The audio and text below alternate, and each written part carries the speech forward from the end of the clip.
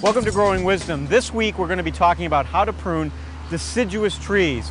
Depending on the time of year, depends on really what you're going to prune. So here we are, we're talking end of July, August into September. What should you be doing for your deciduous trees? Those are the trees that lose their leaves during the course of the winter. So again, our expert, Henry Pat, is here. And Henry, we've got a dogwood here. Right.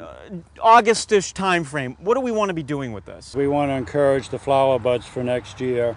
And by pruning at this time of the year, it does encourage the flower buds to form. You can see these look like round balls. They're actually the seeds of Acoustic dogwood. They're going to be a beautiful orange-red color in the fall, which is very pretty.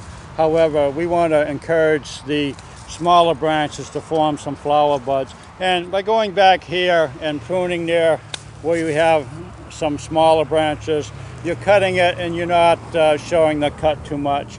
And this here is going to invigorate the tree more. The amount of food that would be going into this now has to go elsewhere into the plant, and therefore you're going to encourage it to form more of the flower buds for next year. What about a maple tree or any of the other trees? I would leave those towards the end of winter to prune those. If you're doing a Japanese maple, you can prune those to make them more full and bushy if they're not a very bushy plant. What should I look for in order to know where to prune? Like if I've never pruned before, I'm going to be nervous. By pruning it so a small bird can fly through the branching, you're going to have good air drainage. If branches cross, then you'll cut off one of those branches that cross. You don't want branches crossing and rubbing on each other. Okay, so you want an open, airy look, and you Right. don't want branches crossing, and that's sort of what you're looking to prune for. Right, that's correct. All right, thanks, Henry. Okay.